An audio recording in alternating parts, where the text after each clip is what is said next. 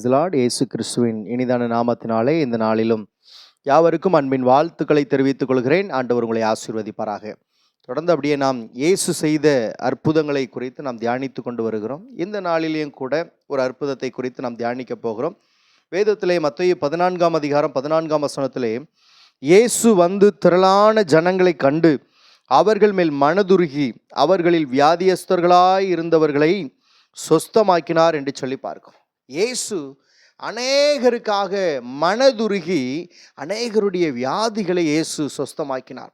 அவர் சொஸ்தமாக்கி கொண்டிருக்கும் பொழுது ஒரு மனுஷன் தன்னுடைய மகனுக்காக, வாலிப மகனுக்காக மனதுருகி முழங்கால் படியிட்டு தேவ சமூகத்தில், இயேசுவே என் பிள்ளைக்கு அடிக்கடி இந்த சந்திரரோகி என்கிற இந்த வியாதியானது மிகவும் கொடிய வேதனையில், அவன் மிகவும் தண்ணீரிலையும் தீயிலையும் இவன் இப்படிப்பட்ட வியாதியினால் தள்ளப்பட்டு கொண்டிருக்கிறான், வேதனைப்பட்டு கொண்டிருக்கிறான் என்று சொல்லி கண்ணீரோடு அழுது புலம்பி தன் மகனை குறித்து சொல்லுகிற காரியத்தை இயேசு கண்டார்.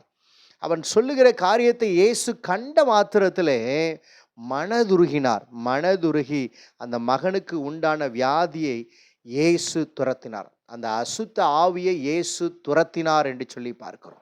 அந்த மனிதன், அந்த மகன், வாலிப மகன் சொஸ்தமானான் என்று சொல்லி பார்க்கிறோம்.